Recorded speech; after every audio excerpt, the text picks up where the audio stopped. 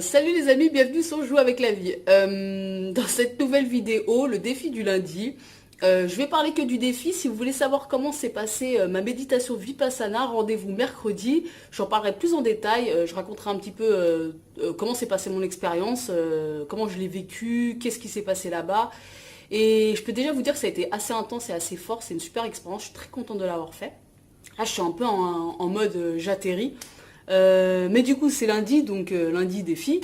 Je me suis dit que c'était une bonne idée de commencer la semaine avec un truc qui me booste, un truc un peu ouais, patate, positif. Et j'ai pensé aux pensées positives. Et je me suis dit, bon, c'est un truc dont on entend énormément parler depuis des années. Et enfin, bien sûr, je sais de quoi il s'agit. Pensées positives, c'est pas très compliqué de savoir de quoi il s'agit. Mais je savais qu'il y avait un livre quand même qui était hyper axé là-dessus. Enfin, le tout premier, on va dire, qui a lancé un petit peu le mouvement de la pensée positive. Et c'est un livre qui a été écrit début des années 50. Donc moi, je savais pas, c'était quand même assez vieux maintenant. Et ça a été écrit par Norman Vincent Peale, qui est un pasteur américain et qui était hyper branché sur la psychologie humaine. Donc du coup, il a pondu ce livre qui s'appelle donc La puissance de la pensée positive. Et dedans, voilà, il explique comment chacun finalement est responsable de son bonheur ou de son malheur. Et que la pensée a un grand rôle à jouer là-dedans. Et c'est vrai que bah, aujourd'hui, c'est des choses dont on entend beaucoup parler. On commence vraiment à admettre l'idée que bah, nos pensées façonnent notre vie, hein, et on est responsable à 100% de ce qui peut nous arriver. Même si on a tendance à souvent se mettre dans un rôle de victime, la vie m'en veut, l'extérieur est très méchant avec moi, mais en fait finalement, si on se recule un petit peu 2 secondes de nos situations personnelles, on est responsable de ce qui nous arrive. Et donc voilà, cet auteur-là, il va développer ça, il va parler de pas mal de concepts dont on entend aussi beaucoup parler aujourd'hui, comme par exemple la loi de l'attraction, la visualisation créatrice. Alors on n'en parle pas forcément ces termes-là, mais en fait c'est complètement de ça dont il parle. Donc je trouvais ça assez avant-gardiste quand même. Et j'ai trouvé le livre plutôt cool. En fait, c'est hyper simple. Franchement, c'est un livre qui est très simple. Et finalement, en fait, si on applique les petits conseils qu'il y a dedans, bah, je pense que ouais, ça peut avoir un grand impact positif sur la vie. Voilà, il parle pas que de la pensée, il va parler aussi de la santé de tous les corps, c'est-à-dire prendre soin de son corps, mais prendre soin aussi de son émotionnel, et donc voilà, du mental, aussi du spirituel. C'est un livre qui est très axé sur la foi quand même, parce que faut pas oublier que le mec, il est quand même pasteur. Donc c'est quand même un livre qui est empreint de spiritualité. Et voilà, tout au long du livre, il donne pas mal d'exemples pour étayer un petit peu toute son idée autour de la pensée positive. Alors moi, je trouve ça plutôt intéressant de me dire, ouais, pourquoi pas appliquer ça, c'est-à-dire que bah, à chaque fois qu'une pensée négative vient, c'est l'écarter pour la remplacer par une pensée positive. Alors, aujourd'hui, il y a beaucoup de critiques par rapport à ça qui disent oui, mais non, la pensée positive, en fait, c'est une connerie parce qu'en fait, tu refoules tes émotions, tu mens finalement. Mais je suis d'accord en partie avec ça, c'est-à-dire que peut-être que certaines personnes peuvent se servir de ça comment dire, pour refouler certaines choses qui se passent en elles, pour ne pas se confronter à certaines parts qui les effraient en elle. Par contre, pour d'autres personnes, je pense que ça peut vraiment apporter beaucoup de bien-être. Parce que, en fait, c'est une question de mode de pensée. Le but, c'est de se reprogrammer. Donc, il va peut-être y avoir un premier temps où ça va être un peu comme du mensonge, finalement. Mais avec le temps, voilà, tout mode de pensée va se reprogrammer. Et forcément, tu prends quelqu'un qui est tout le temps en train de ruminer, qui est tout le temps dans la critique, qui est tout le temps négatif. Bah, forcément, dans sa vie, en fait, sa vie, elle va être grise, quoi. Par contre, quelqu'un qui est optimiste, qui voit les choses positivement, je veux dire, même cette situation, elle peut être vue d'un point de vue très positif ou d'un point de vue très négatif. Et voilà, c'est vraiment ça, c'est s'axer sur le positif. Alors, par rapport justement à ce côté de refoulement d'émotions, l'auteur, quand même, dans le livre, il dit le but, c'est pas de refouler, mais c'est pas non plus de se laisser envahir totalement par son émotionnel, mais c'est vraiment voilà, d'apprendre à observer. Et donc, bah, qui dit observation de ce qui se passe à l'intérieur, dit détachement, acceptation, et hop, les choses peuvent se libérer plus simplement. Et donc, par-dessus ça, mettre une petite pensée positive, quoi. Voilà, c'est toute une attitude, en fait.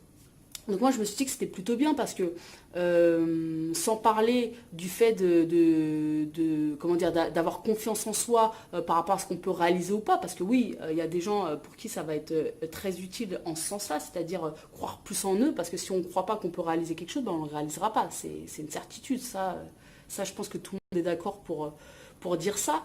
Mais au-delà de ça, parce que moi, à la limite, je pense qu'aujourd'hui j'ai de plus en plus confiance en moi pour réaliser certaines choses et pour aller là où je veux. Donc ça, c'est pas ça qui pêche, mais il peut y avoir quand même des attitudes un peu négatives par rapport au quotidien, sur des petites choses qui vont m'irriter. Et je pense que bah, finalement cette attitude-là, ça m'aide pas, clairement. Il parle aussi beaucoup de la gestion de son temps, c'est-à-dire que voilà, de moins se prendre au sérieux, de plus se détendre et de faire les choses calmement et tranquillement, parce qu'en fait c'est le fait d'accumuler tout un tas de choses et d'avoir l'impression qu'on est dans l'urgence constamment qui provoque de l'anxiété et puis bah, qui provoque évidemment du mal-être.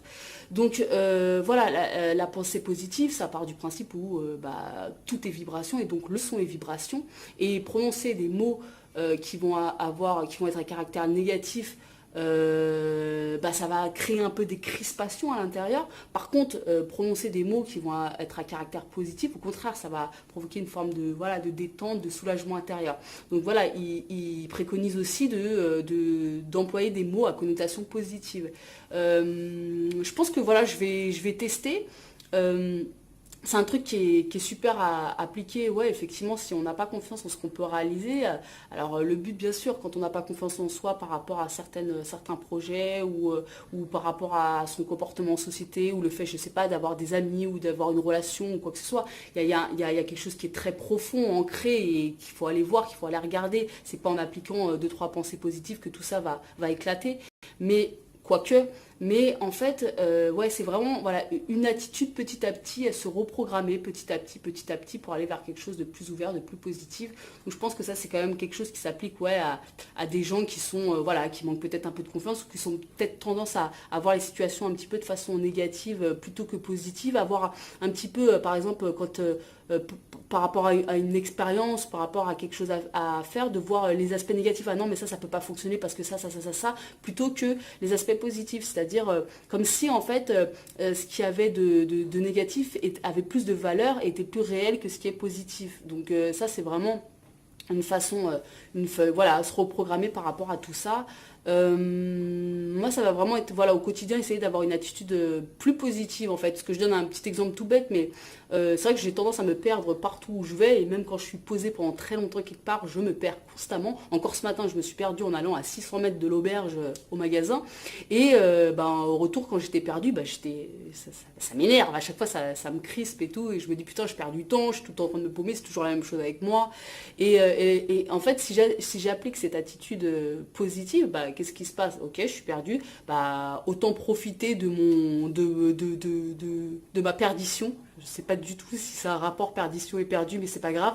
Et genre je sais pas, de lever la tête, de regarder ce qui se passe, de voir ce qu'il y a autour de moi, de profiter un petit peu de ce moment où je suis un peu égarée, quoi, plutôt que de le voir comme un, ah non, putain, encore. Putain, c'est tellement moi, etc. Et c'est toutes ces petites choses en fait qui nous rabaissent en fait intérieurement et surtout qui nous maintiennent dans des personnages qui sont parfois passés et dont on n'a plus besoin. Donc voilà, ça va être toute une reprogrammation, je pense, dont j'ai besoin, même si je suis pas quelqu'un de négatif de base, mais dont j'ai besoin, et dont je pense qu'on a tous besoin, à vrai dire. Donc voilà, ce défi, c'est vraiment envisagé voilà, avec optimisme toute ma semaine, donc ma semaine et plus. Et ça tombe à un très bon moment parce qu'en fait, après cette petite méditation Vipassana, voilà, là je suis quand même en train d'atterrir. Il y a beaucoup de choses qui sont passées intérieurement. Il y a voilà, des choses qui sont remontées. Et là, je suis un peu dans un intermédiaire. Et là, il faut que je commence à réfléchir à comment je vais envisager la suite de mon voyage. Donc je pense que je pense que d'appliquer ce principe de pensée positive, ça va beaucoup m'aider parce que là, je commençais depuis hier à voir un petit peu, à checker un peu ce que je pouvais faire et j'avais tendance à quand même voir à chaque fois les côtés négatifs de tel ou tel chemin. Donc je pense que voir les choses de façon optimiste, ça va grandement m'aider. Donc voilà, rendez-vous mercredi pour le bilan de ma méditation Vipassana et dimanche pour le bilan de cette semaine placée sous le signe de l'optimisme et de la joie et du rire, j'espère. Donc voilà les amis, je vous fais de gros bisous et je vous dis à très bientôt. Ciao!